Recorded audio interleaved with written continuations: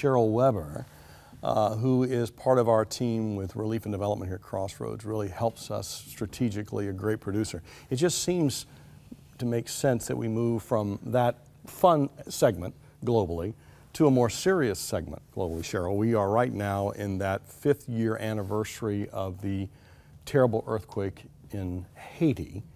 And now 5 years later, there are news stories about what's happened, progress being made, and it's a pretty discouraging picture of the corruption, which we knew was a part of the Haiti profile anyway. But I wanted us to have a few minutes to talk about the investment financially that our viewers have made in Haiti, and to bring us an update as to how our funds have been managed. Yeah, you know what, well, definitely you see the corruption, and it's not just corruption, John, sometimes it's just naivete. You have a lot of good intentioned people who do projects and just don't plan well. They just don't understand how to really run development and to follow up and to do the investigation to make sure that it is a legitimate place to invest. And you know Dave Shelley is our director of Relief and Development, and he is deceptively nice because man... He's like the old detective Columbo. A little bit, like he checks things out so well. And the projects that we run there, we have amazing partners. They have a good sustainable plan. That, you know, we do things like so we're going to talk today about water filters, for example. Yes. So one of the things that we do is that we make sure that we hire Haitians to make the filters. A lot of people get them made in the West here in North America, but that's just a waste of funds. You know, when you can hire a local person to actually make the filter, you get double the investment. So we're always looking at ways to do that, and we're always there to be checking up on them as well. And you know, honestly, I was so impressed by what I saw there, and I talk to the people. It's one of the things we do. We interview the people, and I hear about their lives being changed. You'll see them in this piece. Yes. So really, our Haiti story is not what we're seeing with a lot of Haiti stories. We're seeing accountability. We're seeing sustainability. Yes. Seeing jobs created. We're seeing a wise investment and monitoring of funds. Absolutely. And you know what? None of that is inevitable. Corruption is not inevitable. It's how you run your project and who you work with, and that accountability. Absolutely. Can we take? Would it be a good time to take a look? Okay. Yeah, absolutely. Here we go. Clean water is part of our daily life. So plentiful, it's easy to forget that millions in developing countries don't have it. For many, water is a matter of life and death. If unclean water is all that's available, people have no other choice. Because of this, 3.4 million people die every year, and the most vulnerable, a child, dies every minute due to waterborne diseases. Something must be done.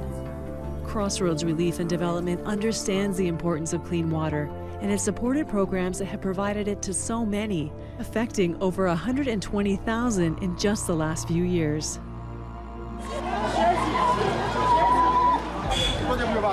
One nation we've helped is Haiti, an island that has suffered severe poverty, corruption, massive hurricanes, and finally a catastrophic earthquake in 2010. With only 40% of its people accessing clean water, a quickly spreading cholera outbreak killed a further 8,000.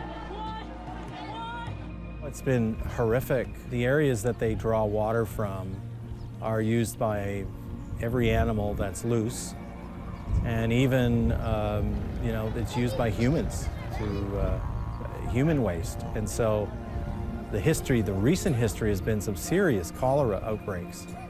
Cholera for young children is extremely serious because they dehydrate so quickly. So they get diarrhea, dehydrate, and they're so weak. If they don't instantly get to a hospital, they can be dead the same day. The outbreak caused rampant fear in remote villages who didn't know what was happening. We had this sickness come on us. We did not know what it was. We didn't have a government authority to come and explain to us what was going on. These are the things which made us afraid. Gilles Dicoifet is thankful his children were spared the disease, but tragically he still lost both his brother and sister to the outbreak.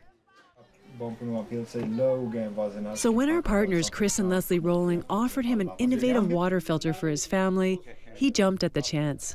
First thing I want to say is that the filter is a very important thing for me. In fact, I would like to get a second filter so that when people come and ask me for water, I can say, yeah, go ahead and use that other filter. The filter uses biosand technology, which harnesses natural processes to clean 95 to 99% of biological agents from the water. I love the filters because they're so simple. In the first 4 inches of the sand bed inside the filter, there's a natural process. Larger microbes like worms need oxygen to survive, and so they actually end up dying off because there isn't enough oxygen past that first 4 inches. Other things like bacteria and viruses, start clinging onto the sand grains and they attack the weaker ones. And it happens that the stronger ones tend to be the healthy versions of microbes, and they attack the unhealthy ones, the ones that cause disease. It's just a naturally occurring process that we find in nature. And the Rollians can testify to the filter's amazing capability. They use it daily in their own home. If I was to buy our drinking water, I don't think anybody would have a filter in their home. But I don't mind, because I know that the filter works 100%. And even now that we have small kids, my whole family drinks water out of a biocide filter. The filters were initially given away for free, but soon Chris and Leslie noticed a disturbing trend. Around 50% of them were abandoned within a year. I think it's natural when you come into a place like Haiti where there is such extreme poverty to just want to give. And in principle, that's not a bad thing, but when you're looking at development tools, you have to be thinking over the long term, what's going to be helping people move forward. And often a key component of that is having people be involved in the solution, making people pay a small copay of about $5 US. And it's enough that even the poorest of the poor can find the money for it. After adding the small co-payment, plus in-home follow-up 3 times a year, the Rollians noticed a huge change in their statistics. Now, 95% of homes were using it 1 year later. I do not have enough strength in my body to give you enough thanks for the help that you have given us. It is impossible for us to pay the price of the filter if we had to pay the full price, and this is why I'm obliged to give you this thanks. To date, our partner, Clean Water for Haiti, has been able to put filters into 19,000 homes, but there are still thousands more waiting for clean water. What would I do if I had to take my kids to the canal and say, here's the water for today? If the parents that were watching would follow me, they would be horrified. You know, it just wouldn't happen. This is a permanent solution. This isn't something that, boy, I need you to help this family again. It's done. Investment's done. We move on and find some other family that's needing it. Would you join Crossroads Relief and Development in giving clean water to families in Haiti? Please go to your phone right now and call the number on your screen. If you want to give online, visit our website at crossroads.ca. Thank you for all you are doing to make a difference in Haiti. Merci, Crossroads. Thank you, Crossroads. Merci, Crossroads. So Cheryl, what's the situation right now for us and our investments in Haiti, our audience that we've given? That's a report, but it's a few weeks old. What's going on right now?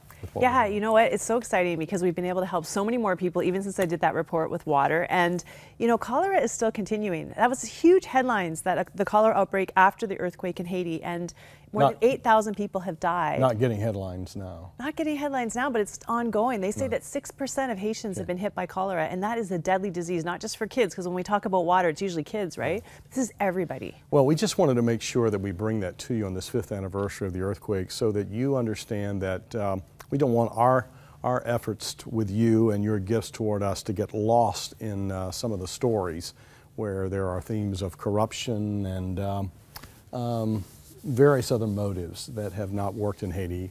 Your investments have been working in its entirety, and we're grateful. And I'm grateful to Dave and you and all the members of our team for making sure we have that kind of integrity.